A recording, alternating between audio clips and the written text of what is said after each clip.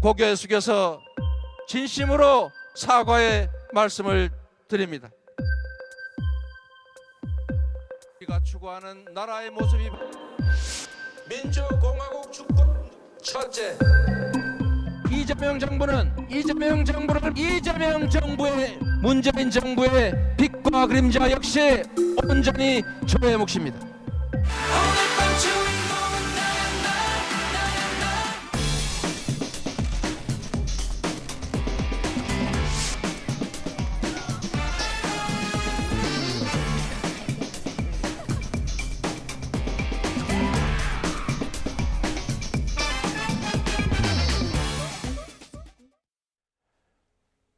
더불어민주당이 성대한 출범식을 열고 이재명은 합니다를 함께 외치면서 원팀을 다짐했습니다. 국민의힘은 최종 후보 선출을 위한 당원 선거인단의 투표율이 50%를 넘으면서 흥행몰이를 이어가고 있습니다. 여야 의원 두 분과 함께 각 당의 상황 짚어보겠습니다. 전재수 더불어민주당 의원, 성일종 국민의힘 의원 나오셨습니다. 안녕하세요. 네, 안녕하십니까. 네, 오늘은 민주당 소식부터 알아보겠습니다. 지금 앞서 영상을 통해 보신 것처럼 이재명 선대위가 어떻게 보면 좀 출범식을 성대하게 열고 본격적으로 출범했습니다. 어제 출범식 가셨습니까? 네, 예, 그렇습니다. 분위기가 어땠나요? 분위기 다행히 이제 11월 1일부터 이제 모임 또 집회 숫자도 좀 조정이 됐지 않습니까? 네. 마침 이제 타이밍이 좀 제대로 맞아가지고 이 코로나 상황이 더 엄중했다면 아마 저런 행사도 못 하고 그냥 넘어갈 뻔했는데 타이밍이 굉장히 절묘했고. 민주당에 좋은 기운이 좀 도는 게 아닌가 이런 이제 느낌이 들고 어제 분위기 상당히 좋았고요. 방역 수칙을 철저하게 지키면서 민주당의 대선 후보가 이재명이다. 이것을 이제 공식적으로 선포하고 본격적인 대선 체제로 전환하는 대한민국 대전환 선거대책위원회를 발족을 시켰습니다. 이제 대선전이 본격화될 텐데요. 국민들의 마음을 얻을 수 있도록 열과 성을 다해서 최선을 다하는 그런 결의를 다지는 그런 자리였습니다. 네, 지금 전 의원님 옆으로 영상 나가고 있는 거 보시면 이낙연 전 대표 등을 포함해서 어떻게 보면 경선 과정에서 치열하게 경쟁했던 후보들도 다 출범식의 모습을 드러냈습니다. 성 의원님께서는 어제 민주당 선대위 출범식 가장 인상 깊었던 장면이 어떤 겁니까?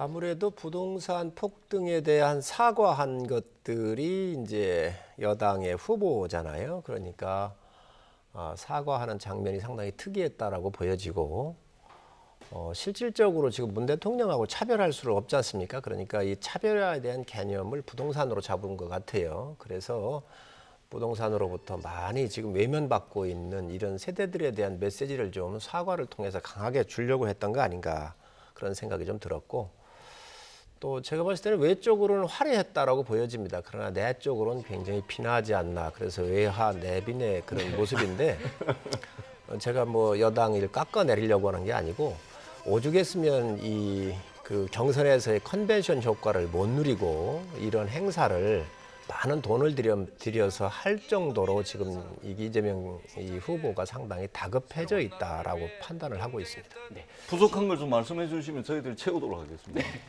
전 의원님 말씀하시니까 정말로 핵심으로 가야 돼요. 무슨 이야기냐면 지금 이재명 후보가 왜 이 오르지 못할까 지지율이 그리고 국민들로부터 외면을 받을까 하는 본질적인 문제로 들어가는 게 좋겠다. 그것은 대장동을 비롯해서 백현동, 정자동에 대한 이 부패와 비리 문제잖아요. 조폭과 연루되어 있는 국민 정서하고 괴리되어 있는 굉장히 심각한 문제를 안고 있거든요. 그래서 오히려 떳떳하게 야당이 요구하고 국민이 요구하고 있는 여러 이유를 대지 말고 특검 받아서 이 문제가 클리어가 되면 저는 이 폭등할 거로 보여져요. 지금보다 훨씬 폭등을 한다. 이러한 좋은 기회를 왜 놓치고 있는가. 그래서 본질의 문제를 보셔라. 아무리 지금 행사 같은 경우를 통해서 이런 쇼를 통해서 외적으로 화려하게 보이는 이 화면을 보고 국민이 판단하라고 하는 것 같은데 국민들께서는 그 본질을 보고 계시다는 거거든요. 그렇기 때문에 본질로 들어가서 이 의혹 덩어리, 대장동에서 1조 원에 이르는 이러한 개인의 재산을 뽑아서 7명한테 준 이런 문제, 또 백현동이나 정자동에서 3천억, 1,800억에 이르는 개인 측근들이 가가지고 일으켰었던 이런 문제들에 대한 본질의 문제를 본인 스스로가 특검을 자청해서 받는 게 전 맞다고 봅니다. 네. 제가 지금 일단 잘못 물어본다. 네, 잠시만요. 제가 이게 보니까 저희가 성 의원님께서 칭찬을 하신 듯 하면서 또 다시 또 특검 얘기로 가서 그렇게 보면 계속 똑같은 얘기가 반복이 돼서 저희가 좀 스피디하게 속도감을 있게 좀 내도록 하겠습니다. 일단 뭐 이따가 뭐 관련된 대장동 관련된 네, 의혹은 충분히 반론하실 기회가 있을 것 같아서 그때 해주시고요. 부동산 관련해서 차별화를 시도했다 이렇게 지금 평가를 성 의원님께서 해주셨는데 어제 제가 봤을 때도 또 저는 개인적으로 눈에 띄었던 게 이재명 정부라는 말을 많이 하더라고요. 연설 중에 한 7번 정도 언급을 했던 것 같은데 어떤 의미가 담겨 있습니까? 이재명 후보가 대통령이 되면 이재명 정부죠. 네. 예, 지금 문재인 정부지 않습니까?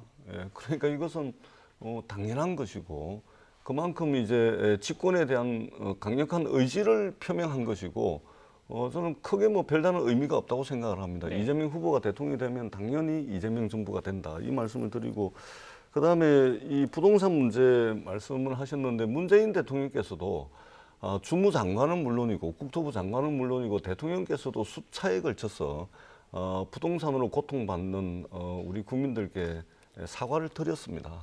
그리고 또 부동산 반드시 잡겠다라는 의지 표명도 수차례 드렸고 그 연속선상에서 이재명 후보가 무슨 차별화라기보다는 그 연속선상에서 부족한 부분 채우고 그다음에 잘못한 거는 확실하게 바꿔야죠.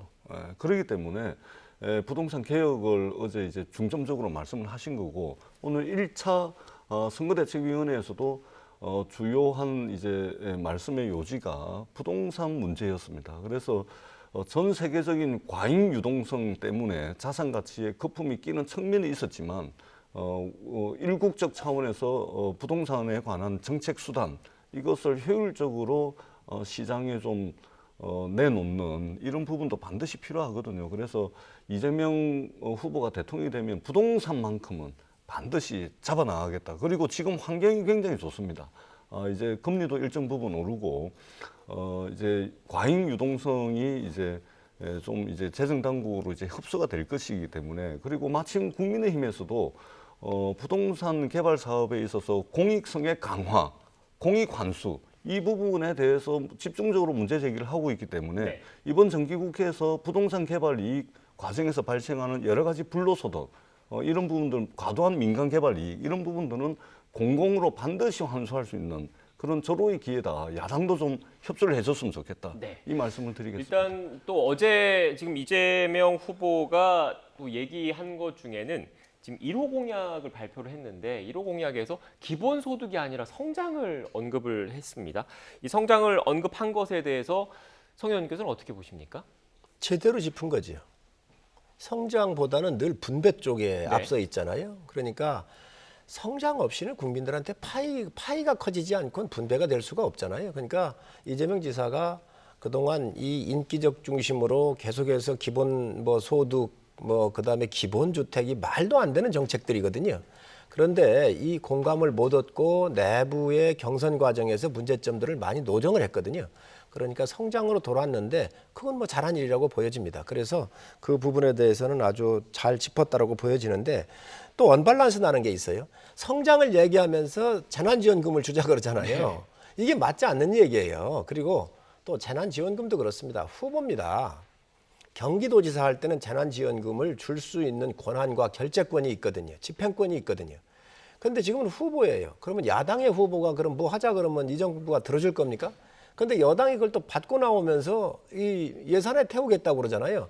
이건 있을 수 없는 일들이에요. 그래서 이런 것들은 좀 상당히 우리가 각을 잘 잡을 필요가 있다고 생각을 하고 특히 여당 후보이기 때문에 지금 현재 이 정부가 내 정부라고는 생각을 갖고 있는 거 아닌가 그런 우려를 갖고 있습니다. 네, 지금 1호 공약 성장 언급한 것에 대해서는 긍정적으로 평가를 해주셨는데 또 박한 평가를 또 재난지원금 관련해서는 얘기를 해주셨습니다. 그런데 야당이지 않습니까?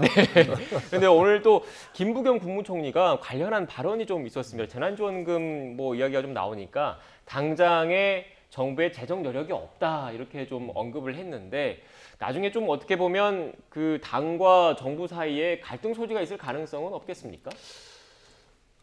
논쟁은 있을지라도 네. 갈등은 없을 겁니다. 여러 채널이 이제 가동이 되고 또 협의를 하면서 논쟁은 충분히 할 수 있죠. 굉장히 건강한 모습이고요. 다만 갈등은 없을 거라는 말씀을 확실하게 드리고요. 우리가 이제 진보 진영이 그리고 민주당 하면은 이제 성장에 관심이 없는 것처럼 이렇게 이제 곡해되는 경우들이 많은데 성장과 분배는 뗄래야 뗄 수가 없습니다. 네. 이게 그 두 바퀴로 수레가 가듯이 이제 성장과 분배는 같이 가는 것이고 그런 측면에서 우리가 지금 이제 코로나 이후에 그 한국판 뉴딜이라든지 그다음에 디지털 경제로 급속하게 전환하고 4차 산업혁명이 가속화되고 비대면 산업들이 굉장히 커지고 있거든요. 그 과정에서 이제 2차 전지라든지 반도체라든지 바이오라든지 이런 부분들이 말하자면 세계 글로벌 공급망이 재편되는 과정에서 우리가 우위를 점하고 있는 거거든요. 그렇기 때문에 지금 우리가 이제 추격 국가에서 선도 국가로 나아가고 있고 그런 측면에서 이제 성장 전략에 대해서 국민들께 소상하게 설명한다는 것은 네. 굉장히 의미가 있고 재난지원금의 문제는 이제 성장과 그 같이 함께 굴러가는 이제 분배 전략의 차원에서 저희들이 접근이 가능하고요. 자꾸 걱정을 하시는데 2020년 그러니까 2021년 10월 달 그러니까 엊그제 IMF 국제통화기금이죠. 국제통화기금에서 이제 재정 모니터 보고서가 나왔습니다. 이 보고서를 보면 그러니까 최신 자료거든요. 이 보고서를 보면 코로나19 대응 예산이 각국별로 세계 주요 선진국들 비교를 해놨더만 이탈리아, 영국, 독일, 프랑스, 뭐 미국, 일본 해가지고 여기는 전체 GDP 대비 적게는 20%에서 많게는 거의 50% 가까이 이제 코로나 대응 예산을 지출을 했더라고요. 네. 근데 대한민국은 16%밖에 안 돼요. 그러니까 재정이 굉장히 튼실하고 건전한 겁니다. 그리고 이게 정부가요 마음대로 돈을 쓸 수가 없습니다. 소위 말해서 국가재정의 수호자라고 이야기하는 기획재정부에서 2021년부터 2025년까지 중장기 재정 계획에 근거해가지고 예산을 집행을 하기 때문에 뭐 이것을 미래 세대에 부담을 떠넘긴다 이런 비판을 할 수 있는 근거는 전혀 없다 이 말씀을 드리고 무너진 국민들의 일상과 국민들의 삶을 이렇게 세우는데 필요하다면 이제는 국가와 정부가 제대로 적극적 역할을 해야 된다. 그런 측면에서 확장적 재정 정책은 굉장히 유효한 정책이다. 이 말씀을 드리겠습니다. 네. 전 의원님 말씀하시니까 제가 짧게만 말씀을 드리면 이재명 지사 후보가 이제 그 재난지원금을 주겠다. 그러니까 10조 원이 증수가 된다는 거잖아요. 세수가 더 거친다. 그러니까 그는 가지고 플러스 알파 해가지고 또 뭐 한 50조 만들어가지고 주자 그러는데 저희가 주는 걸 반대하지 않습니다. 정말로 취약계층이거나 꼭 줘야 될 때는 선별적으로 많이 주자는 거죠. 농촌 지역이나 이런데. 그런데 그걸 반대하는 건 아니지만 기본적으로 10조 원이 들어오면 국가재정경제법에 우선 부채를 끄는 게 법에 명시가 돼 있어요. 이 10조 원이 더 들어오면 지금까지 빚내서 쓴 것부터 갚고 나서 거론하는 게 순서적으로도 맞는데 지금 여당이 이 10조 플러스 알파에서 무조건 주자고 그러니 지금 이 법도 안 지키고 있다는 사실을 국민들한테 말씀드립니다. 그런데 제가 이 시점에 한 말씀만 더 드리자면 지금 이 시대가 직면하고 있는 우리의 과제를 한 번쯤 고민을 했으면 좋겠습니다. 지금 우리가 직면하고 있는 이 위기의 실체는 우리가 한 번도 경험해보지 못했던 전대미문의 전염병 사태입니다. 전염병과 눈에 보이지 않고 손에 잡히지 않는 바이러스와 전쟁을 치르고 있는 겁니다. 우리 성일종 의원님 말씀에 제가 전적으로 동의를 합니다. 네. 평상시 아주 평화로운 시기에는 아니 추가 세수가 들어오면 빚 갚아야죠. 당연한 것이죠. 그러나 지금은 우리가 직면하고 있는 이 위기의 본질이라는 측면에서 볼 때는 지금 국민들의 일상과 삶이 무너져 있습니다. 이럴 때 국가와 정부가 역할을 해야죠. 이걸 방치하면은 국민들 삶을 네. 방치하는 겁니다. 네, 알겠습니다. 일단 저희가 뭐 지금 두 분의 주장 서로 어떻게 보면 각자 입장에서 놓고 보면 논리적인 근거가 서로 있기 때문에 앞으로도 치열한 공방이 벌어질 것 같아서 일단 이 주제는 이 정도로 좀 하고 다음 얘기를 좀 해봐야 될 것 같아요. 앞서 제가 부동산 얘기하실 기회가 있을 거라고 말씀을 드렸는데 부동산 관련된 이야기를 좀 해봐야 될 것 같습니다. 오늘 선대위 회의를 처음으로 이재명 후보가 주재를 했는데 지금이 부동산 문제를 대개혁할 적기라고 거듭 강조했습니다. 먼저 녹취를 듣고 오겠습니다. 민간 개발업자들의 민간 이익분을 나누어 가졌던 이 부패 세력들이 갑자기 태도를 돌변해가지고 왜 공공개발을 100% 하지 않았느냐라고 이제 억지 주장에다가 적반하장식 공세를 일삼고있습니다. 위기는 기회라고 했습니다. 저는 가장 좋은 부동산 대개혁할 수 있는 환경이 만들어졌다고 생각합니다. 네, 적반하장식 공세를 이어가고 있다. 부동산 대개혁의 적기다. 이런 취지의 발언인데 어떻게 보셨습니까? 본인의 의욕부터 벗어나야 개혁을 할 수 있는 것이지요. 본인이 쓰고 있는 국민들이 따가운 질책을 보내면서 수조 원에 이르는 이 이익을 사유재산을 뺏어서 지금 자기 측근들이거나 아니면 가까운 몇 사람들의 준 거에 대한 이 의혹이 지금 벗어나질 못하고 있잖아요. 그런데 그러한 의혹에 휩싸여 있는 당시의 시장이 지금 후보가 되어 있는데 네. 그 후보가 개혁을 한다 그래서 국민들께 신뢰를 갈까요? 개혁이라고 하는 것은 굉장히 지난하고 어렵습니다.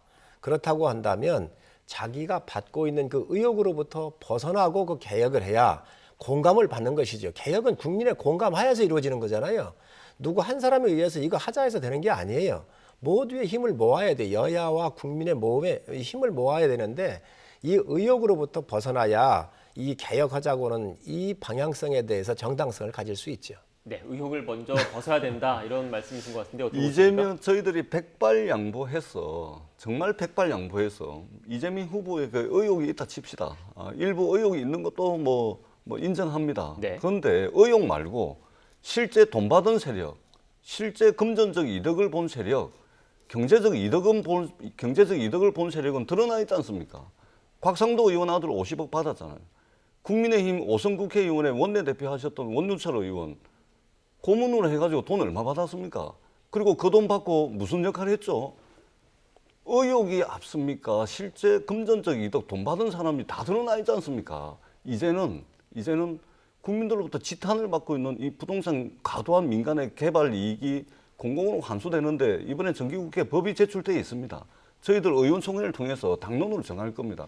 국민의힘이 이제야말로 부동산 부자성당의 이미지를 확 털어버릴 수 있는 절호의 기회가 왔습니다. 이번 입법 과정에서 국민의힘이 좀 도와주시자 이 말씀을 드리도록 하겠습니다. 공세를 취하시는 거 충분히 이해를 합니다. 네. 왜냐하면 여당이 상당히 어렵기 때문에 또 우리의 게이트라고 자꾸 국민의힘이 어려운 것 같은데. 얘기를 하고 하는데 이재명 지사가 맞지를 않아요. 아니 임대주택도 줄인 게 누굽니까? 이재명 지사 아닙니까? 그리고 그거 가짜 뉴스입니다. 왜 가짜 뉴스입니까? 제가 말씀 좀 드릴게요. 백현동에 잠시만요. 아니 그러면, 잠깐만요. 네. 백현동에 100% 돼 있는 것도 10%로 낮춰서 결제한 게 다 나왔잖아요. 서민하지만 약자편 얘기를 하지만 이재명 지사는 토건 세력을 손잡아 가지고 정말로 임대주택 줄이고 큰 대형 편수의 토건 세력하고 손잡은 게 이재명 지사입니다. 네. 그래서 저는 그걸 논리적으로 맞지 않다. 그리고 곽상도 의원 아들이고 누구고 다 포함해서 조사하시라니까요. 네, 알겠습니다. 의원님 일단 의원님께서 임대주택 말씀을 하시고 또 전 의원님께서 그 가짜뉴스다라고 얘기를 해서 이 녹취를 좀 먼저 듣고 와야 될 것 같습니다. 이재명 후보의 성남시장 시절 발언이 논란이 되고 있는데 어떤 내용인지 먼저 듣고 전 의원님의 해명을 들어보겠습니다. 도시공사가 왜 이익을 내야 되냐? 궁극적으로 이익 낼 필요가 없죠. 여기 남겨서 뭐 하겠어요? 결국 써야지. 우리가 이제 쓰면, 예를 들면, 1공단 대장동 뭐 결합개발하면 거기서 수익이 좀 남긴 한데, 그 현지 주민 보상이나 이런 것도 써야 됩니다. 그러니까 그걸로 할 텐데, 나머지 분양 개발 사업 이런 것들을 하면 이제 돈이 남겠죠. 그거는 두 가지 방법이 있어요. 저희가 예를 들면 뭐 임대 아파트 지역 운영하고 이런 건 안 하려고. 그건 손해가 나니까. 그것 때문에 적자나는 거거든요. 그런 건 의회가 동의도 안 할 테고, 안 할 거니까. 네, 이재명 후보가 성남시장 시절 2013년 시절 영상인데 임대주택이 어떻게 보면 손해가 나니까 짓지 않겠다 이런 취지의 발언이었습니다. 어떻게 보십니까? 저 이제 국민의힘에서 공세를 취하고 있는데요. 네. 저 완전 가짜 뉴스입니다. 그러니까 저 발언을 가지고 저게 이제 성남에 있는 태평동 주민자치센터에서 네. 이제 주민들과의 질의응답 과정에서 나온 이야기고요. 전반적인 취지는 저거 하려고 해도 성남시 의회가 그때 당시에 국민의힘이 다수당이었고 그렇기 때문에 불가능하다라는 취지였고 저 이야기를 가지고 결국 이재명 후보는 그 서민들의 주거 안정에 관심이 없다. 또 이게 공공 임대 아파트에 관심 없는데 무슨 기본 주택하고 이게 맞지가 않는 이야기다. 이 주장을 이제 하는 건데요. 저 예를 들면은 대장동에 있잖아요.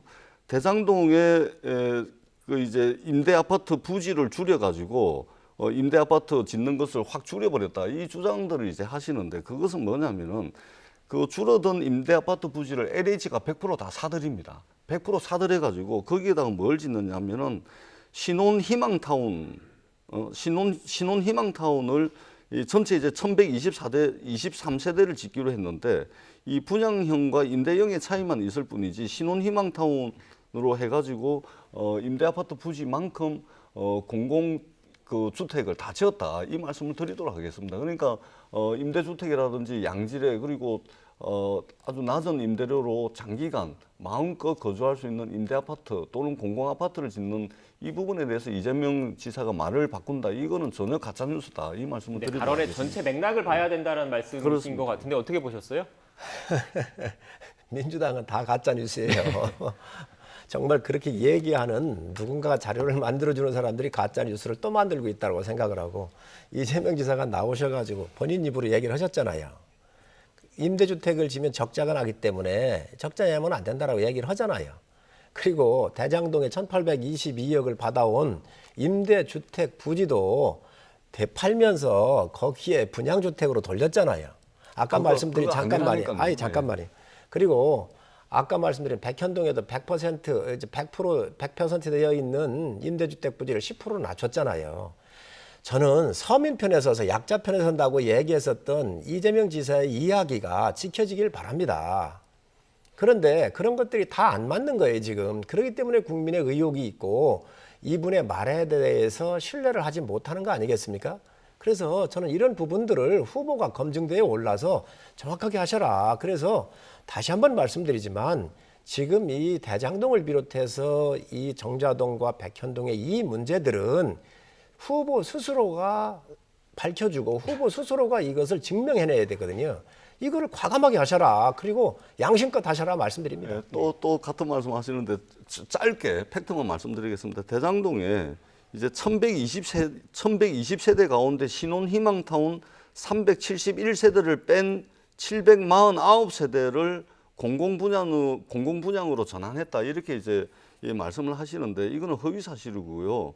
정확하게 1123세대 모두 신혼희망타운으로 분양을 했습니다. 다만 이 신혼희망타운이 분양형하고 임대형이 있기 때문에 이 분양형을 마치 일반 분양한 것처럼 이렇게 왜곡해서 말씀드립니다. 그 1123세대는 정확하게 신혼희망타운으로 조성했다. 이 말씀을 드리도록 그러니까 하겠습니다. 신혼부부들이 들어가서 살 수 있는 그렇습니다. 집을 지었는데 분양형과 거기에 임대형으로 분양형으로 했었고요. 임대형이 있다. 그런데 그렇습니다. 국민의힘 쪽에서는 그러면- 또 이게 임대주택과는 다르다는 그걸 취지의 줄여버렸다 아니, 이거거든요. 그러면 분양할 때 목돈을 내야 집을 구할 수 있습니까? 임대를 낼 때 목돈을 내야 임대를 받을 수 있습니까? 그러니까- 분양과 임대가 어떻게 틀립니까? 그러니까 이 신혼희망타운 있잖아요. 이 사업 자체가 말만 애초에 그렇게 붙였지요. 공공분양 아니, 2타입이 전 있고 의원님, 그다음에 전 공공임대 1타입이 전 의원님, 있는 겁니다. 그런 게 꼼수라는 거예요.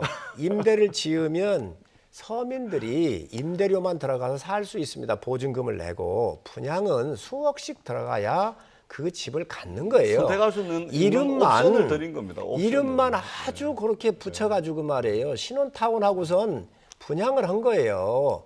분양하려면 몇 억을 받아야 되잖아요. 임대는 보증금 몇 천만 원에 월 얼마만 내면 되잖아요.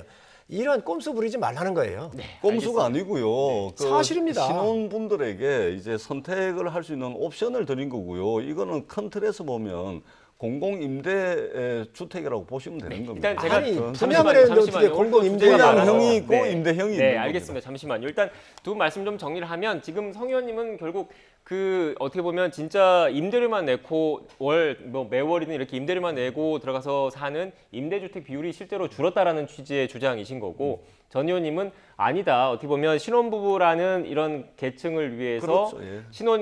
신혼희망타운이라는 아파트를 지었고 물론 그 안에 분양형과 임대형이 있을 뿐이다. 이런 취지의 주장이신 것 같아요. 그런데 지금 서로 주장이 그러니까 네. 신혼희망타운 안에 분양형과 임대형이 그 비율이 딱 정해져 있습니다. 네. 그것에 따라서 한 거지 그걸 마음대로 임의로 할 수가 있는 게 아닙니다. 신혼부부들이 선택할 수 있도록 여러 가지 이제 어드밴티지를 주는 겁니다. 네, 그런데 이런 예. 어떻게 보면 또 그 국민의힘 입장에서는 애초에 이런 논란이 없으려면 신혼희망타운이 아니라 원래대로 임대주택 그 비율 맞춰서 지으면 논란이 없었을 건 그러니까 아니에요? 중요한 건 네. 뭐냐면 이재명 후보가 이 그 기본주택 이야기하는 또는 양질의 이제 공공임대 주택을 공급하는 것에 대해서 이제 그 신뢰를 깨기 위해서 이제 말씀을 하시는데 지금 우리가 250만 호에 달하는 기본주택 그리고 저렴한 임대료로 안전하게 안정적으로 장기간 거주할 수 있는 그야말로 고품질 기본주택 250만 호를 이미 공급을 하겠다라고 여러 차례 말씀드렸고 공약으로도 발표를 했습니다. 그렇기 때문에 이재명 후보가 무슨 뭐 공공개발이라든지 공공임대주택 정책에 신뢰를 주지 못한다 이런 이제 공격은 사실과 맞지 않다 이 말씀을 전 의원님 드리도록 어렵게 하겠습니다. 얘기하실 거 없습니다. 네, 간략하게 좀 부탁드릴게요. 임대와 분양에 있어서 분양은 목돈 몇 억을 가져야 집을 들어가는 거예요. 신혼이든 아니든. 또 임대는 보증금 몇 천만 원에 매월 몇십만 원씩만 내면 들어가서 살 수 있는 거고. 근데 원래 임대하기로 한 거예요. 그런데 그거를 이름을 바꿔서 분양한 것은 분명히 문제가 있는 거거든요. 쉽게 설명하면 됩니다. 신혼희망타운이라는 알겠습니다. 정책 안에 네, 분양형과 임대형이 있는 의원님 겁니다. 죄송합니다. 일단 지금 어떻게 보면 이 부분과 관련해서도 검찰 수사 단계에서 또 어떻게 그 수익과 관련된 부분이기 때문에 핵심적인 내용이지 않을까 싶습니다. 그래서 검찰도 이 부분을 좀 들여다보고 있지 않을까 싶은데 앞으로 검찰 수사가 또 어떻게 나올지 좀 지켜봐야 할 것 같고요. 주제를 좀 국민의힘 얘기도 좀 해봐야 될 것 같습니다. 시간이 좀 많이 가서 일단 국민의힘 같은 경우에 5일날 최종적으로 후보가 선출되지 않습니까? 지금 막바지 표심 잡기의 경쟁이 한창인 것 같은데 관련된 녹취를 먼저 듣고 오겠습니다. 윤석열이 대통령이 된다는 것이 저 혼자의 정부가 아니라 우리 국민의힘의 정부, 또 우리 충북의 정부, 또 우리 대한민국 국민의 정부로서 제가 태어난 고향이고 경남도지사를 2번이나 만들어준 은혜의 땅입니다. 우리는 평생동지라는 불경의 힘을 믿습니다. 저는 늘 개혁보수, 그다음에 중도층, 젊은층이 중요하다고 주장해왔고 네. 그런데 정책을 맞춰와서 무조건 자기는 관계없다. 그리고 기억 안 난다. 이재명 후보가 갈 곳은 청와대가 아니라 바로 구치소일 것입니다. 네, 국민의힘 대선 주자들 막바지 그 목소리 좀 들었습니다. 지금 투표율이 상당히 높죠, 의원님? 예, 높습니다. 네, 이렇게 흥행몰이 이유 뭐라고 보십니까? 우선 후보들의 경쟁력이 있는 것이고요. 네. 또 국민들께서 정권 교체를 바라는 이 염원이 크기 때문에 정권 쿠키뉴스에서 또 그 한길 리서치에 이렇게 의뢰해서 거 보니까 58.2%가 정권이 이제 교체돼야 된다 이렇게 응답을 하셨던데 아마 그런 것들이 다 함께 하면서 또 흥미도 있고요. 그래서 비교적 저희 경선은 굉장히 흥행을 했다. 그런 면에서는 국민들의 관심을 가지고 있고 크시다고 보고 5일 날까지 국민들께서 많은 관심과 기대 속에 아마 이 발표를 기다리신다고 생각을 합니다. 네. 지금 성 의원님께서는 특정 캠프에 아직 뭐 들어가 계시지는 않기 때문에 조심스러우실 것 같아서 전 의원님께 여쭤볼게요. 누가 유리할 것 같습니까? 이렇게 투표율이 높으면? 일단은 첫 번째는 이 주목할 만한 투표율은 아닙니다. 네. 예, 이게 57만 명이 투표를 하는데요. 지금 이제 최종 투표율은 아마 여론조사 전문가들 말을 빌리자면 한 65% 아마 70%에는 못 미칠 것 같은데 이 주목할 만한 투표율은 아닙니다. 이 57만 명이 투표를 하는 거고 민주당은 220만 명이 전체 투표를 참여해서 전체 투표율이 68%입니다. 민주당의 투표율에 아마 근접하지 못할 것이다. 그리고 이 57만 명이 투표해가지고 투표율 높은 것이 정권교체 열망이 높은 거다. 이건 국민의힘의 바람이죠. 그렇지 않다. 그러면 68%, 220만 명이 68%한 거는 어떻게 말씀하시겠어요? 근데 당원 투표가 이틀 더 진행이 되지 않습니까? 그렇습니다. ARS, 네. ARS로 이제 진행이 될 텐데 그래서 너무 좋게만 해석하시는 거 아닌가 이 말씀을 드리고요. 저희들 입장에서는 홍준표 후보가 힘듭니다. 이유가 있을까요? 이유가 많죠. 네. 왜냐하면 두 번째 출마입니다. 그다음에 또 하나는 이분 고향이 PK입니다. 근데 지금 정치적 기반은 TK입니다. TK와 PK에 말하자면 걸쳐 있습니다. 그리고 또 하나는 이분은 뭐 좀 아시는 분이에요. 하시는 말씀이 뭐 좀 아시면서 그거를 애드립으로 아주 임팩트 있는 메시지를 툭툭 던지시는데 우리 사회 여러 가지 현안이나 이런 것들에 대한 전후 맥락들을 다 아시죠. 그런데 이제 윤석열 후보 같은 경우는 뭐 몰라요. 아무것도 모릅니다. 그러니까 원고 없이 이야기하면 맨날 사고 칩니다. 그리고 그것을 수습하는 것도 수습이 아니고 사고 친 거를 확대 재생산하는 그런 또 이제 모습을 보입니다. 뭘 잘 몰라요. 모르고. 그렇기 때문에 민주당 입장에서는 홍준표 후보가 상당히 좀 어려운 후보다. 지역적으로 보나, 그다음에 우리 사회 현안에 대한 학습 정도, 준비 정도를 보나, 이런 측면에서 볼 때는 저희들은 윤석열 후보가 올라왔으면 좋겠다. 아마 올라올 것 같아요. 네. 근데 또 그 윤석열 후보 측에서는 그 지금 자리 없으니까 좀 제가 추가로 좀 말씀을 드리면, 지금 민주당 입장에서는 홍준표 후보가 힘들다라고 얘기를 했는데, 윤석열 후보 측 입장에서는 역으로 민주당이 선호하기 때문에 그 일반 여론조사나 이런 데서 역선택을 하는 것 아니냐, 이런 취지의 또 주장을 할 수가 있을 것 같아요. 어떻게 보십니까? 우리 전 의원님이 우리 당의 그 경선이 흥행하니까 두렵긴 두려운 것 같습니다. 이 후보들 간의 이관계를 막 쓰시고 계신데, 뭐 저희는 그런 것보다는 후보의 경쟁력이 있거든요. 지금 실지가 민주당의 경선보다는, 민주당은 뭐 완사이드계 같지 않습니까? 네. 그렇지만 저희는 이 후보들의 경쟁력이 상당히 출중하고 나름대로 흥미도 있고, 그래서 이런 전체 경선판에 국민 보시기에 비교적 흥행에 성공을 하고 있다고 생각을 하고, 지금 뭐 우리 전 의원님 뭐 얘기하신 거에 대해서는 동의할 수가 없습니다. 우리 윤석열 후보의 사실 4개월밖에 안 되셨잖아요. 그렇지만 이 적응 속도라든가 또 토론하는 것이 눈부시게 발전하고 있고, 또 많은 대안을 가지고 있고, 이분 자체가 갖고 있는 우리 사회의 여러 가지 문제점들을 해결할 수 있는 상징적 의미를 이 정권에 맞서서 키운 게 이 문재인 정부입니다. 그렇기 때문에 국민들께서 그런 부분들에 대해서 충분히 알고 계시라고 생각합니다. 저도 물론 제1야당의 대선 후보가 어떤 분이 될지는 모르겠지만 펴매를 한다거나 평가절하 하는 것은 저도 이제 예의상 맞지 않다고 생각을 합니다. 하셔도 괜찮습니다. 여당이니까. 다만 이제 이 투표율이 사실은 60% 조금 넘는 투표는 조금 이제 여야를 떠나서 정당 정치의 활성화 이런 측면에서는 80% 90% 가면 참 주목할 만한 투표율이죠. 근데 60% 초중반 가지고서 거기에 뭐 정치적으로 큰 의미를 부여하기는 어렵다. 다만 이 높은 투표율은 홍준표 후보에게 좀 유리할 겁니다. 네. 왜냐하면 11월 1, 2일 날 한 게 모바일 투표거든요. 모바일 환경에 굉장히 익숙한 20, 30, 40대들이 투표를 많이 했다 손 치면 이것은 홍준표 후보에게 좀 유리하지 않을까, 그런 우려를 가지고 있습니다. 저희들은 홍준표 후보가 더 겁나기 때문에 그런 우려를 가지고 있다는 말씀을 드리겠습니다. 이재명 캠프에 뭐 이제 선대위로 갔으니까 이재명 민주당 선대위의 공식적인 입장입니까? 그렇습니다. 공식적 입장을 정할 수가 없는 게, 네. 저희들은 국민의힘의 어떤 분이 후보가 되든 간에 거기에 맞춰 가지고 뭐 이 전략을 짜거나 그래 본 적이 없습니다. 일반적인 분석. 일반적으로 그런 거고, 이제 11월 5일이면은 이제 내일 모레면 결정이 되기 때문에 그분들과 함께 이 국민들의 삶을 이렇게 세울 수 있는 정말 건강한 경쟁을 통해서 저희들 국민들 마음을 얻도록 하겠습니다. 네. 저희는 이제 이재명 후보가 뭐 조폭 연루에서부터 대장동과 관련되는 부패에 상당한 책임자였고 결재권자여서 핵심에 서 있기 때문에 국민이 뽑아주는 어느 후보든 그대로 가서 함께 경쟁을 하면 경쟁력이 있다고 보고 있습니다. 조폭 연루설은 이미 고발돼 있는 사안입니다. 예, 그 고발했고요. 그거 완전 가짜 뉴스고요. 네. 어쩌다가 대한민국의 제1야당이 무슨 말도 안 되는 이게 조폭들까지 이제 정치에 등장을 시키는지 저는 굉장히 걱정스럽고 우려스럽다는 말씀을 드리고요. 이미 형사 고발이 돼 있습니다.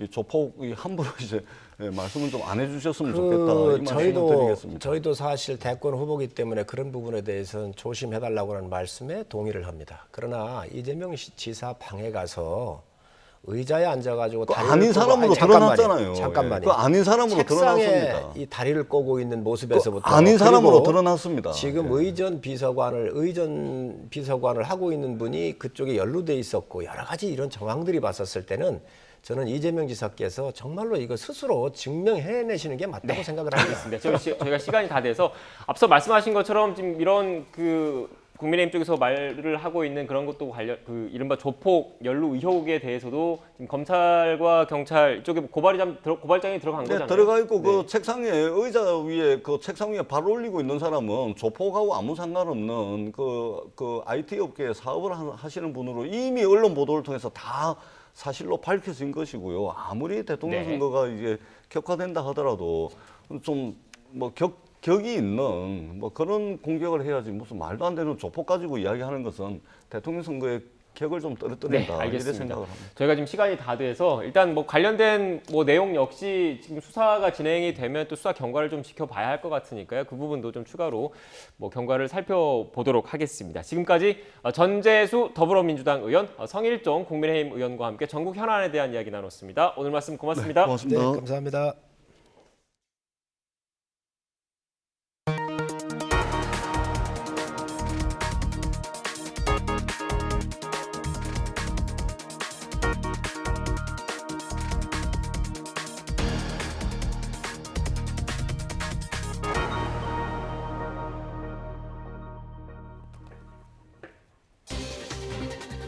고발 사주 의혹을 수사하는 공수처가 김웅 국민의힘 의원을 피의자 신분으로 소환해 조사를 벌이고 있습니다. 김 의원은 공수처가 사실상 윤석열 수사처 역할을 한다며 고발 사주 의혹은 실체가 없다고 주장했습니다. 대장동 개발 특혜 의혹의 핵심 인물인 김만배 씨와 남욱, 정민영 변호사의 구속 여부가 이르면 오늘 밤 결정됩니다. 영장 심사를 위해 출석한 김 씨는 자신은 당시 성남시의 정책을 따랐을 뿐이라면서 배임 혐의를 부인했습니다. 단계적 일상 회복이 시행되는 가운데 코로나19 신규 확진자가 2,667명으로 집계됐습니다. 역대 네 번째 규모로 처음으로 하루 사이 1,000명 이상 급증했고 위중증 환자도 31명 늘었습니다. 요양병원과 요양시설, 정신병원에서 집단 감염이 잇따르면서 정부가 추가 접종을 4주 당겨 실시하기로 했습니다. 방역당국은 종사자와 입소자의 기본 접종 완료 뒤 5개월이 지난 시점에 추가 접종을 진행하겠다고 밝혔습니다. 올해 경기도에서 서울 거주자 등 외지인의 아파트 원정 투자가 대폭 늘어난 것으로 나타났습니다. 9월까지 경기도에서 매매된 아파트 15만 4,600여 건 가운데 서울 거주자 매수가 20%에 육박했고 특히 20, 30대 매수 비중이 급등했습니다. 올해 김장은 예년보다 조금 서둘러야 맛있는 김치를 먹을 수 있다는 전망이 나왔습니다. 중부와 남부 내륙은 11월 하순 이후, 동해안은 12월 중순, 남해안은 12월 중순 이후가 김장 적기가 될 것으로 보입니다. 대장동 개발 특혜 의혹의 핵심 인물인 김만배 씨가 두 번째 구속영장 심사를 받으러 법원에 출석했습니다. 김 씨는 당시 성남시의 정책에 따라 개발 사업에 응모했을 뿐이라며 관련 혐의를 거듭 부인했습니다. 직접 들어보시겠습니다. 배임 관련해서 이재명 후보 지침 따랐을 뿐이라는 입장 어떻게 생각하시나요? 이제 그분은 뭐 최선의 행정을 하신 거고 저희는 그분의 그 어떤 행정 지침이나 이런 걸 보고 한 거기 때문에 그분은 그분 나름대로 최선을 다하신 거고 행정을 저희는 이제 시가 내놓은 정책에 따라서 공모에 진행한 것이라고 생각합니다. 유동규 전 본부장이 받아야 할 돈이 있다고 했는데 그 돈이 혹시 700억인지 그렇게 뭐 많이 줄 이유도 없고 그렇게 큰 액수가 큰 부분을 이렇게 약속할 이유도 없습니다. 그러니까 그런 건 다 곡해고 오해입니다. 경기 성남시 대장동 개발 사업과 관련해 성남도시개발공사 측이 자체 조사 결과 보고서를 공개하기에 앞서서 성남시에 보고했고 시는 공개에 신중을 기하라고 요청한 것으로 나타났습니다. 성남도시개발공사 윤정수 사장은 지난 1일 오전 11시 20분 보고서에 법률자문 의견서를 첨부한 공문을 시에 접수하고 은수미 시장에게 보고했습니다. 이후 시는 오후 1시 10분 보고서 공개에 신중을 기할 것을 요청하는 공문을 공사에 접수했습니다. 하지만 윤 사장은 낮 12시 8분 A4 용지 15장 분량의 보고서를 공사 홈페이지에 공개했습니다. 보고서에는 대장동 개발 사업 당시 초과 이익 환수 조항 삭제는 민간 사업자들이 주도하고 공사 담당자들이 가담하는 형식을 띠고 있고 이는 업무상 배임의 공동 정범에 해당한다는 내용이 들어 있습니다. 고발 사주 의혹을 수사하는 고위공직자 범죄수사처가 오늘 오전 김웅 국민의힘 의원을 소환했습니다. 김 의원은 출석에 앞서 공수처가 사실상 윤석열 수사처 역할을 한다며 고발 사주 의혹은 실체가 없다고 주장했습니다. 직접 들어보시겠습니다. 공수처가 만들어지게 되면 윤석열 수사처가 될 것이라고 말씀을 드린 적이 있습니다. 실제로 그렇게 되고 있고요. 더불어민주당이 강제 수사를 하라라고 지시를 하자 즉각 구속영장이 청구되는 이런 정근대적인 그런 일들이 다시 반복이 되고 있습니다. 조성은 씨와의 녹취록에 나오는 저희는 누구인가요? 저희가 만약에 증거가 된다고 하면 우리 원장님이 원하는 날짜가 아니었습니다라고 이야기하는 것은 결정적인 증거가 되겠죠. 그 부분에 대한 수사는 지금 전혀 이루어지지 않고 있습니다. 윤석열 검찰총장을 언급하신 이유는 왜 언급하셨던 건가요? 아니 그 내용을 보시면 알잖아요. 그동안에 그렇게 이야기를 많이 했었는데 그 과정에서 그 내용을 보시면 알겠지만은 뭐 윤석열이 지시를 했다랄지 그 사람과 협의를 했다는 내용은 전혀 없지 않습니까? 그럼 고발 사주라는 것은 제가 보기에는 실체가 전혀 없는 겁니다. 중앙선거관리위원회가 대선 공약 발굴을 지시한 박진규 산업통상자원부 1차관을 공직선거법 위반 혐의로 수사 의뢰했습니다. 선관위는 지난달 25일 공무원은 선거 관여나 선거에 영향을 미치는 행위를 하지 못하도록 정한 선거법 85조와 86조를 위반했다며 박 차관에 대한 수사를 대검찰청에 의뢰했습니다. 문재인 정부 청와대 비서관을 지낸 박 차관은 지난 8월 31일 산업부 내부회의에서 직원에게 대선 캠프가 완성된 이후 의견을 내면 늦으니 공약 어젠다를 내라는 취지의 지시를 내렸습니다. 코로나19 신규 확진자가 2,667명으로 하루 전보다 1,000명 넘게 급증했습니다. 증가폭이 큰 만큼 정부도 방역 완화로 인한 확산 추이를 예의주시하고 있습니다. 지역 발생은 2,640명으로 수도권에서만 2,073명이 확진돼 국내 환자의 78.5%를 차지했습니다. 사망자는 18명 늘어서 국내 누적 2,892명에 달합니다. 위중증 환자도 31명 추가돼 현재 378명입니다. 요양병원과 요양시설, 정신병원 관련 집단 감염이 잇따르자 정부가 추가 접종을 4주 당겨서 실시하기로 했습니다. 중앙재난안전대책본부는 이곳 종사자와 입소자를 대상으로 기본 접종 완료 뒤 5개월이 지나면 추가 접종을 진행하겠다고 밝혔습니다. 부스터샷 간격은 접종 완료 이후 6개월인데 이 기간을 4주 앞당기겠다는 겁니다. 요양병원과 요양시설, 정신병원에서 지난 8월부터 발생한 집단 감염만 160건, 확진자는 2,424명에 달합니다. 코로나19 백신 접종 이후 이상 반응으로 피해를 입은 경우 인과성이 부족하더라도 지금과 마찬가지로 내년에도 진료비와 간병비, 위로금 등을 국가에서 지원받을 수 있을 것으로 보입니다. 내년도 애초 예산안에는 관련 예산을 편성하진 않았지만 근거 불충분 이상 반응에 대해서도 폭넓게 지원해서 예방접종에 대한 국가 책임을 강화하려는 취지입니다. 질병관리청과 국회 예산정책처에 따르면 국가는 감염병 예방관리법에 근거해서 인플루엔자, A형 간염, 수두 등을 예방접종하고서 질병에 걸리거나 장애인이 되고 사망하는 경우에 정해진 기준에 따라 진료비와 간병비, 사망 일시 보상금 등을 지원하는 형태로 보상하게 돼 있습니다. 미국 질병통제예방센터 CDC가 5살에서 11살 어린이들에 대한 화이자 백신의 긴급 사용을 최종 승인했습니다. 백신 접종을 위한 모든 절차가 마무리된 만큼 실제 접종이 이루어질 수 있게 됐습니다. 워싱턴 강태욱 특파원입니다.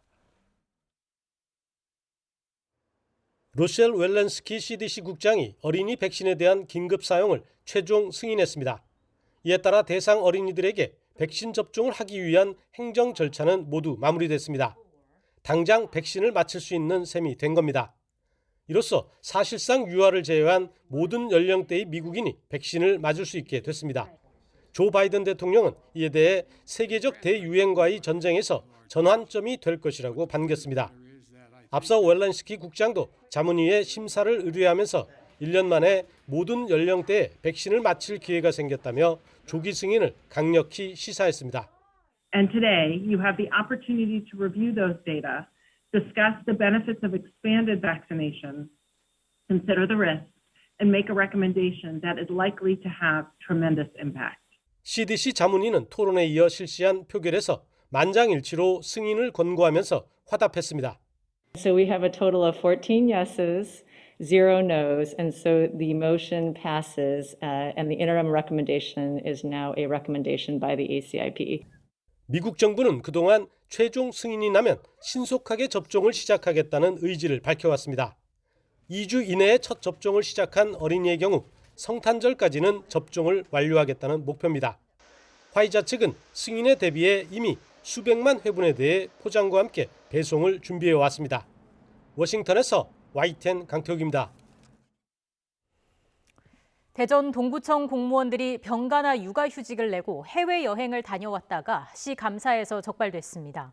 대전시 감사위원회는 지난 2018년부터 올해 5월 사이에 장기 휴가를 낸 동구청 공무원 244명 가운데 10명이 휴직 목적에 맞지 않게 해외여행을 다녀온 것으로 드러났다며 감사 결과를 발표했습니다. 한 직원은 지난 2019년 한 차례의 병원 진료만으로 발급받은 진단서를 제출해 한 달 동안 병가를 얻은 뒤 친구와 함께 스페인 여행을 다녀온 것으로 조사됐습니다. 또 다른 직원은 2018년 말부터 육아휴직을 낸 뒤 육아 대상 자녀를 동반하지 않은 채 두 차례에 걸쳐 17일 동안 해외여행을 다녀온 것으로 파악됐습니다. 대기업 임원이 수행기사에게 한밤중 불법 유흥업소에 태워달라고 사적 지시를 하는 등 갑질을 했다는 의혹이 제기됐습니다. YTN 취재 결과 LG전자 소속 임원 A씨는 지난달과 지난 8월 거래처 직원 등과 함께 불법 유흥업소를 방문하면서 수행기사에게 본인을 태우고 가도록 지시한 것으로 드러났습니다. 이와 별도로 수행기사들은 임원 A씨가 장을 봐야 하니 새벽에 나오라고 하거나 가족들이 코로나19 검사를 받아야 하니 태워달라고 하는 등 부당한 사적 지시를 비서나 용역업체를 거치지 않고 수차례 해온 사실도 폭로했습니다. 이번 LG전자 임원의 갑질 논란에 앞서 재벌가 또 대기업 임원들의 갑질 사례는 빈번하게 있었습니다. 문제가 반복되는 이유로 수행기사들의 불안정한 고용신분과 외부의 감시가 어려운 제도적 한계 등이 꼽힙니다. 임성호 기자입니다. 운전기사에게 차마 입에 담을 수 없는 욕설을 하고 빨리 전화하란 말이야. 급기야 폭력까지 행사합니다. 바로 고 조양호 한진그룹 회장의 부인 이명희 씨입니다. 여러 해에 걸쳐 경비원과 운전기사 등 9명에게 상습적으로 폭언하거나 폭행을 가한 혐의 등이 유죄로 인정됐습니다. 또 폭언과 폭행 의혹 영상이 나왔는데요. 하실 말씀 없으십니까? 이장한 종근당 회장도 수행기사에게 상습적으로 폭언을 가한 혐의로 법정에 서야 했습니다. 역시 1, 2심에서 모두 유죄가 인정됐습니다. 저의 행동으로 상처를 받으신 분들께 용서를 구합니다. 머리 숙여 사죄를 드립니다. 최근엔 유명 레깅스 업체 안다르 임원이 수행기사에게 사적 지시를 했다는 폭로가 나오는 등 올해 들어서도 비슷한 문제가 잇따르고 있습니다. 한 시민단체엔 올해에만 5건의 피해 사례가 접수됐습니다. 폭언에 시달리는 건 기본이었고 명품 가방을 사야 하니 따라오라고 하거나 가족이 볼 연극 티켓을 예매해달라는 황당한 지시도 있었습니다. 2021년에 현재 한 5건 정도 확인이 되고 있습니다. 임원, 상사와 항상 붙어서 일한다라고 하는 업무 특성 때문에 신고를 망설이거나 두려워하는 상황들이 굉장히 많은 것으로 보고 있습니다. 하지만 수행기사들 대부분 고용이 불안정한 파견, 용역 근로자 신분이어서 사실상의 고용 권한을 쥔 기업 임원에게 직접 대응하기란 사실상 불가능합니다. 그런 만큼 임원들의 갑질 문제에 관해 외부의 실태 조사가 가능하도록 제도를 개선해야 한다는 지적이 나옵니다. 만약에 회사가 조사를 제대로 하지 않거나 아니면은 조사 자체를 하지 않는 경우에는 근로감독관이라든지 제3기관이 개입할 수 있도록 하는 근거 규정을 마련해야 되겠죠.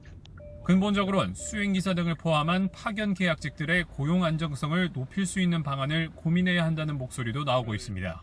YTN 임성호입니다. 문재인 대통령이 글로벌 메탄 협약식 참석을 끝으로 영국에서의 유엔 기후변화 협약 당사국 총회 일정을 모두 마친 뒤 헝가리 부다페스트로 이동했습니다.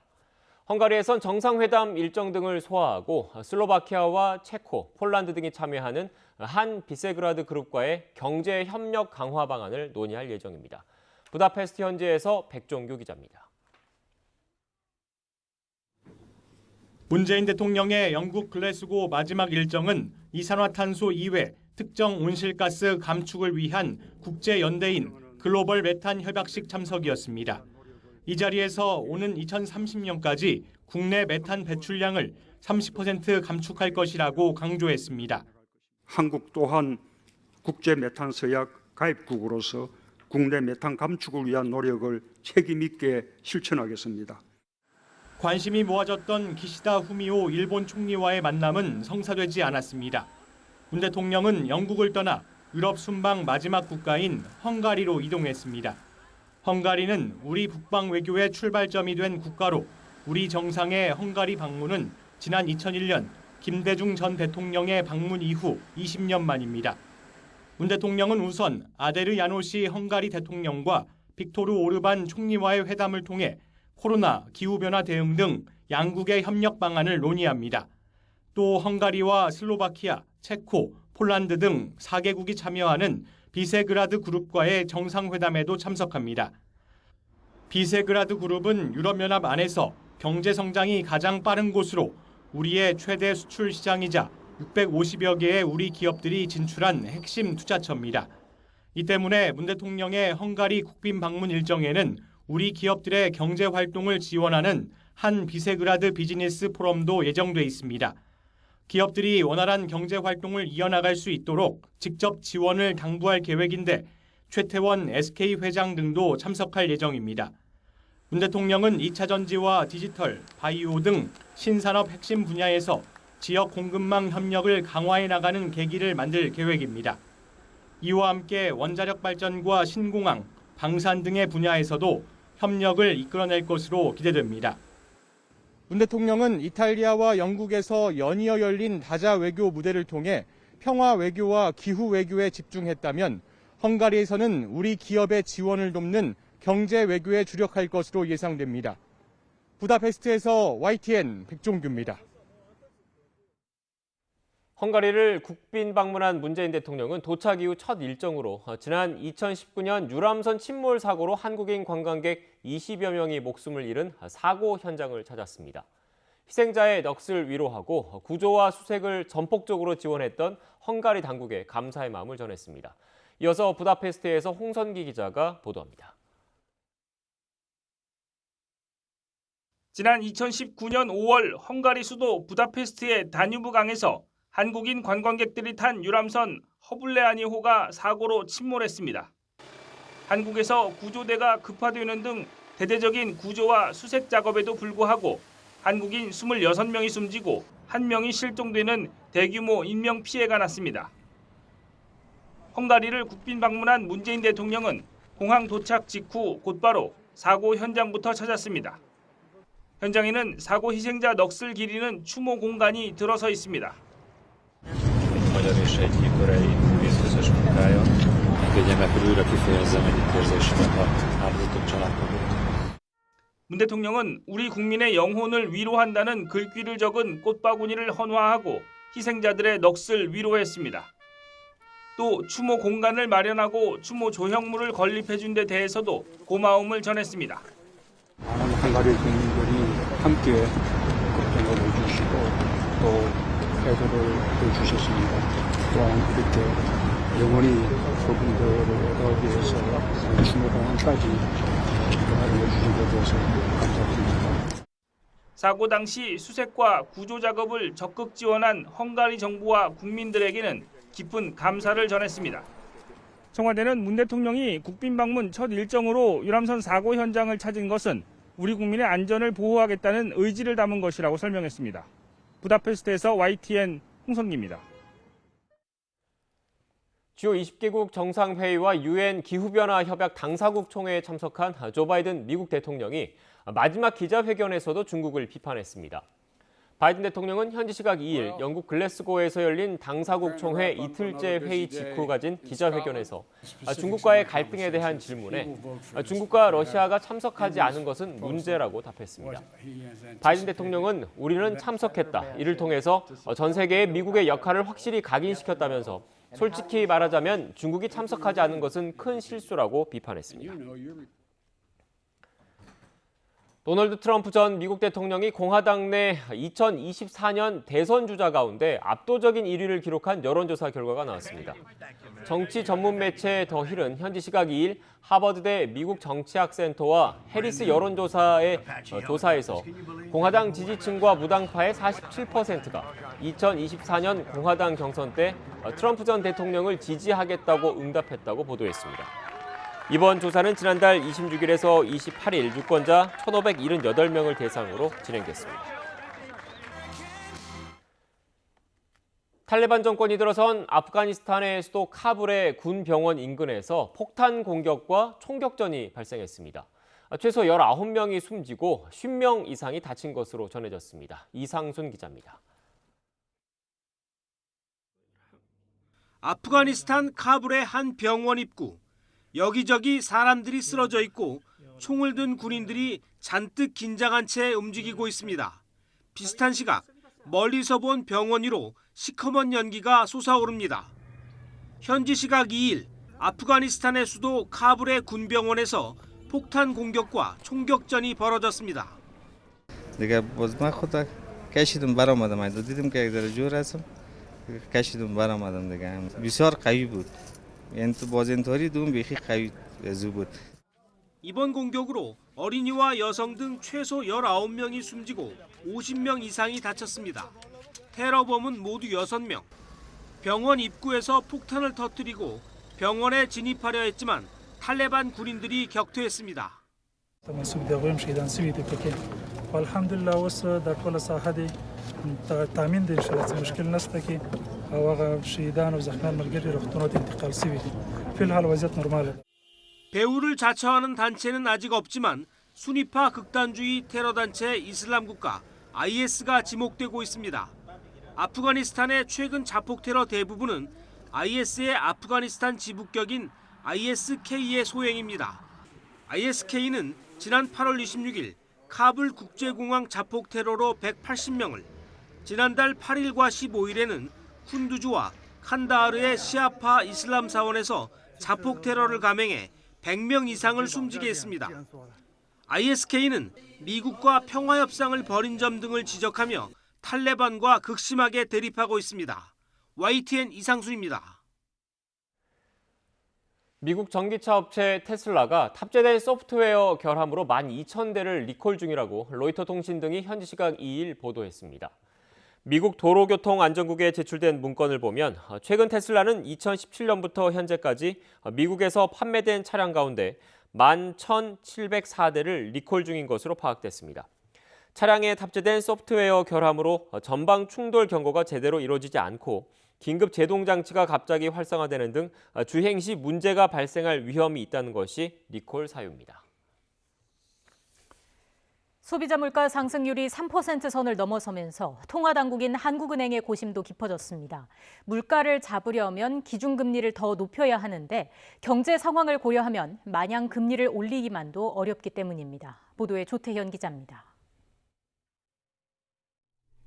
지난 9월과 10월에 닥친 이상기온과 집중호우, 배추가 한 포기에 10,000원 넘게 팔리는 등 농식품 가격이 폭등하면서 배추를 싸게 파는 곳에는 주부들의 긴 줄이 이어졌습니다.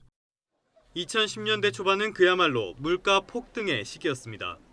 저금리 정책에 더해 이상기후와 국제유가 상승 등이 겹치며 소비자 물가 상승률이 4%를 훌쩍 넘어서기도 했습니다.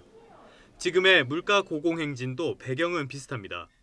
경제 위기 극복을 위해 기준금리를 대폭 낮춘 상황 속에 국제 유가 상승이라는 악재가 반복되는 겁니다. 그 결과는 9년 8개월 만에 3%대 소비자 물가 상승률이었습니다. 물건이 조금만 쌓여도 10만 원, 20만 원 금방 넘거든요.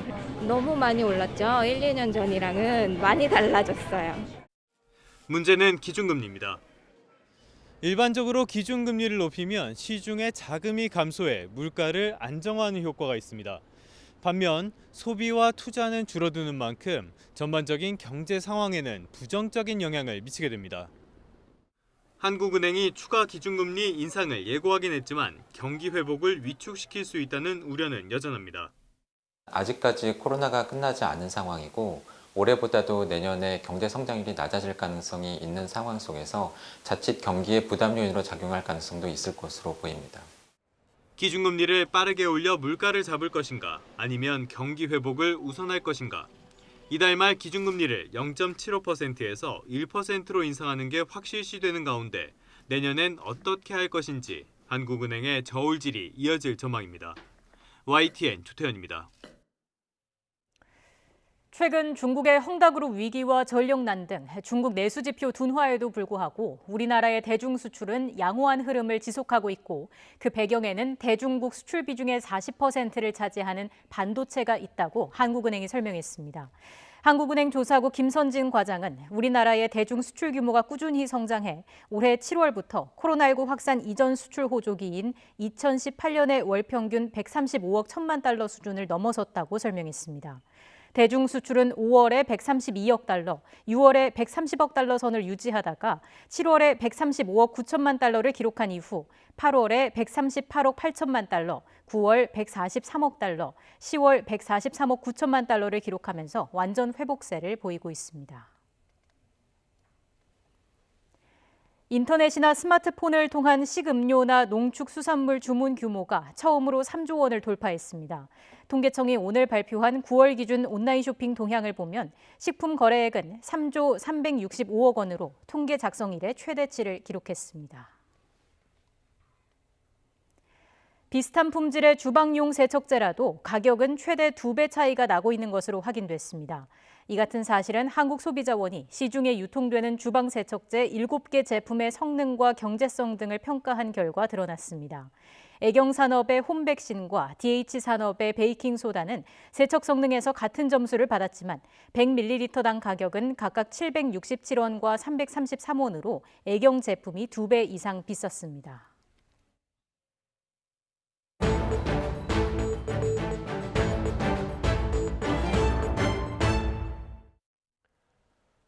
네, 요즘 유가를 비롯해서 물가가 급등해서 서민들의 시름이 깊죠. 그런데 디젤 차량 운행에 반드시 필요한 요소수 품귀 현상도 갈수록 심해지고 있다고 합니다.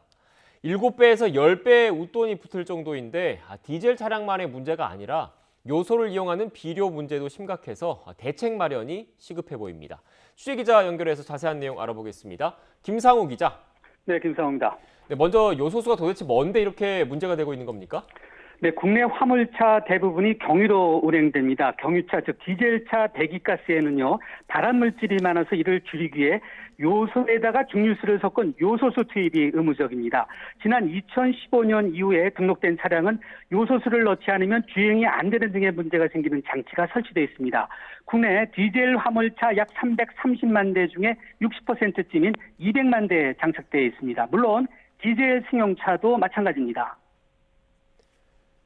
네, 그렇다면 요소수 요즘 구하기가 얼마나 어려운 겁니까?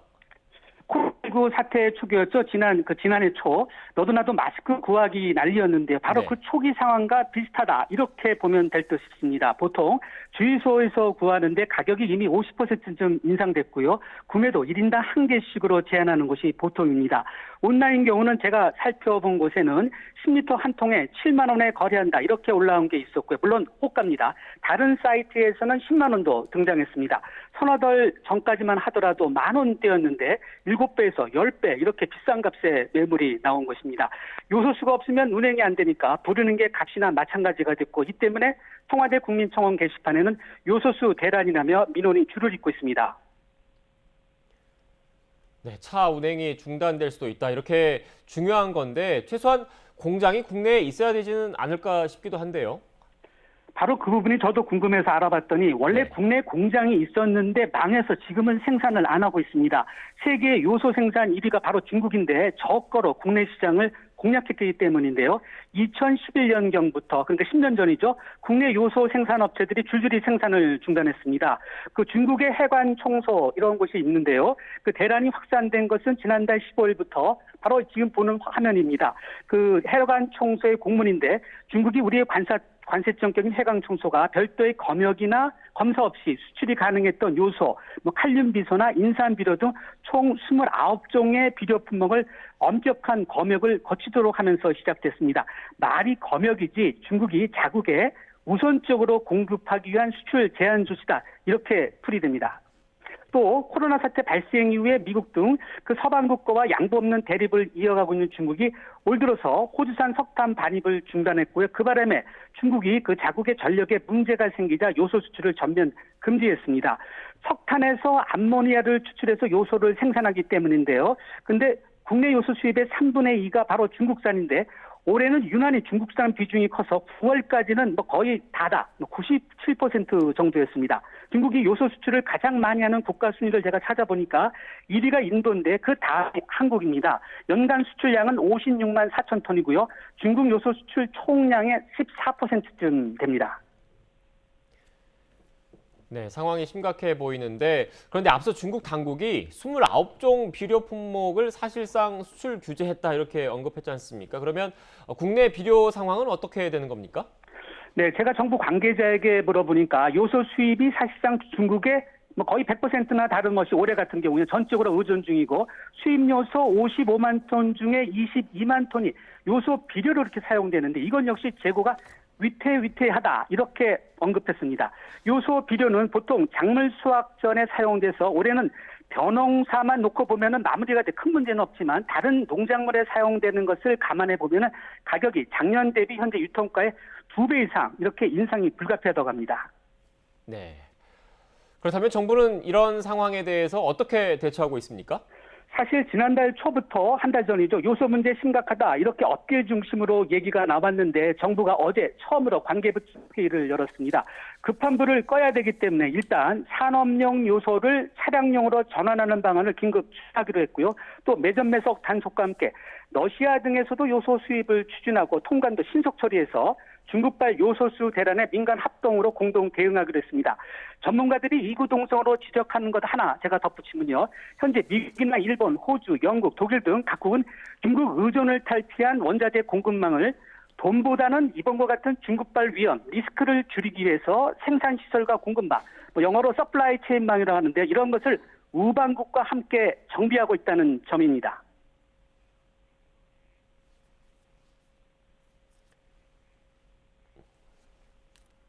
네, 지금까지 요소수 관련해서 김상우 기자의 분석과 해설 전해드렸습니다. 네, 다음 소식입니다. 올해 김장은 예년보다 조금 서둘러 해야 맛있는 김치를 먹을 수 있다는 전망이 나왔습니다. 민간 기상사업자 K웨더는 11월 중하순과 12월 기온이 평년과 비슷하거나 조금 낮을 것으로 예상돼서 올해 김장은 예년보다 2일에서 4일 정도 빨리 하는 게 좋다고 밝혔습니다. 김장은 하루 평균 기온이 4도 이하, 일 최저 기온은 2도 이하가 유지될 때를 가장 적기로 보고 있습니다.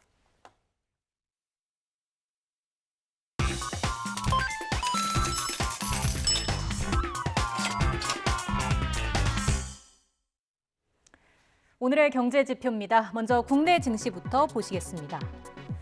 외국인과 기관의 순매도에 약세를 보이는 코스피, 이 시각 현재 1% 넘게 빠지고 있습니다. 미 연방공개시장위원회 FOMC 정례회의 결과 발표를 하루 앞두고 인플레이션에 대한 부담이 경계심을 키운 모습입니다. 코스닥 지수도 천선에서 불안한 흐름 이어가고 있습니다. 이어서 미국 증시 상황 보시겠습니다. 앞서 보신 국내 증시와는 다르게 사상 최고치 행진을 이어갔습니다. S&P 500과 나스닥은 4거래일 연속, 다우는 3거래일 연속 신고점을 갈아치웠습니다. FOMC의 자산 매입 축소 예고, 인플레이션 등 악재에도 불구하고 기업들의 강력한 실적 효과가 시장을 견인해냈습니다. 이어서 이 시각 환율 상황 보시겠습니다.